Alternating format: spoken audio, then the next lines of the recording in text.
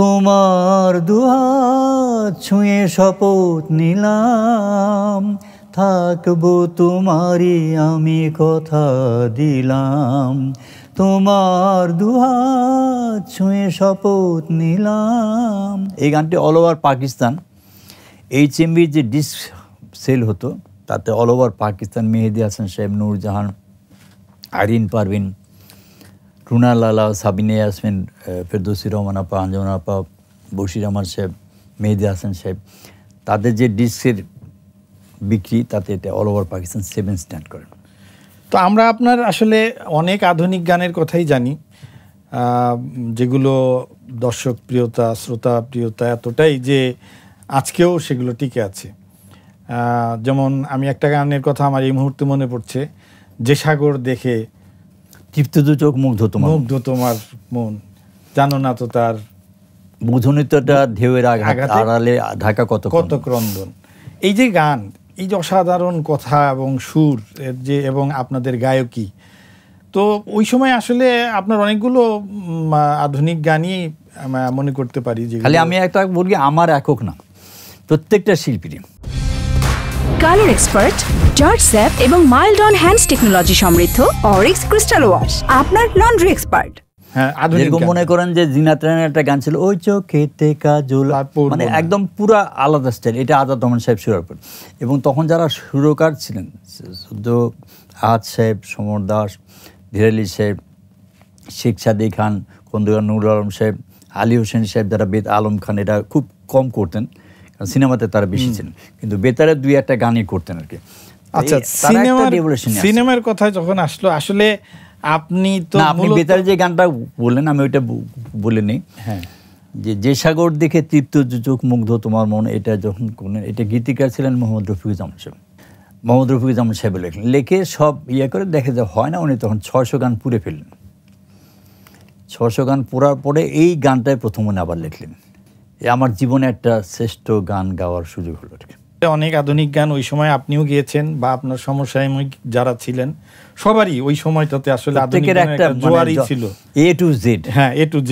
আমরা হাদি ভাইয়ের নাম বলতে পারি, আমরা খন্দকার ফারুক আহমেদ, মোহাম্মদ আলী সিদ্দিকী, শওকত খান, বশির আহমদ সাহেব, মাহমুদুন, সবারই ছিল, কেউ কারো ছিল। কিন্তু এই সবের তাদের ভিতরে যে জিনিসটা ছিল, আমার সেটা বলা উচিত যে হিংসা বিদ্বেষটা ছিল না।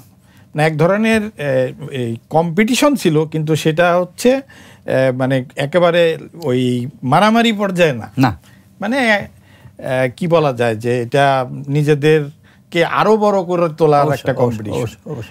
তো আপনাকে তো আমরা আসলে আধুনিক গানের শিল্পী হিসাবে যতটা জানি, তার থেকেও বেশি জানি যে আপনি প্লেব্যাক সিঙ্গার, এবং 70, 80 এবং 90 দশকেরও এমন কোনো সিনেমা বোধহয় যেত না যে সিনেমায় খুরশিদ আলমের গান থাকতো না। না, ব্যাপারটা হচ্ছে কি, এখানে একটা জিনিস আমি বলতে চাই, সেটা হলো যে আমার এটা মনে হয় যে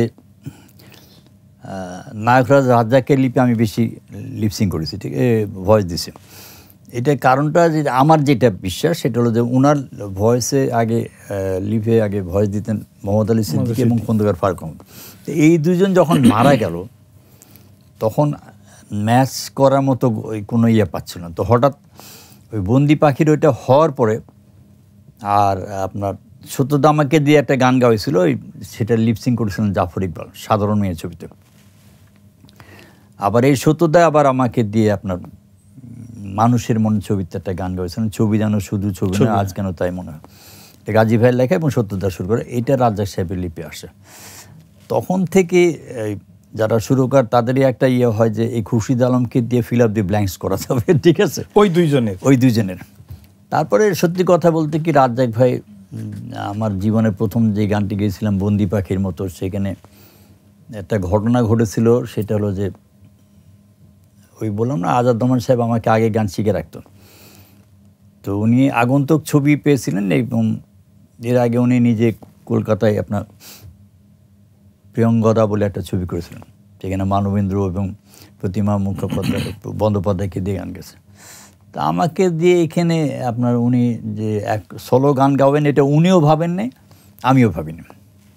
উনি আমাকে বললেন যে একটা কোরাস গান আছে, তো সোহরাব ভাই হলেন মেন সিঙ্গার, কোথায় নজরুল সঙ্গীত গায় সোহরাব ভাই, তাকে দিয়ে উনি একটা গান গাইছিলেন এবং এই গানটা খুব স্মরণীয় গান। এই জন্য বলি যে সৌরভ ভাইকে দিয়ে কিন্তু কেউ আধুনিক গান গাওয়ানোর চেষ্টা করেনি।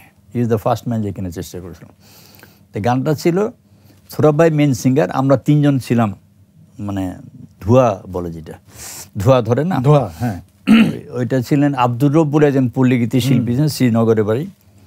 আর একজন টিসিবিতে চাকরি করতেন মিয়া মোহাম্মদ বদরুদ্দিন ফ্রম চিটং। আর আজাদমান সাহেব আমাকে নিলে, 3 জনকে নিয়ে সৌরভ ভাই গাইতেছে ওরে দেখ ভেবে তুই মন আপন চেয়ে পর ভালো তোর পরের চেয়ে ধন। তখন আমরা ওরে দেখ ভেবে তোর মন এইটা কর। তখন আজাদমান সাহেব বললো যে আমার চাচার লেখা গানটা আমাকে শিখাই দিল যে এই গানটা একটু তুমি শিখো, বন্দি পাখির মতো। তাহলে আমরা কি বলতে পারি যে প্লেব্যাক সিঙ্গার হিসাবে আপনার প্রথম গান বন্দি পাখির মতো? অবশ্যই।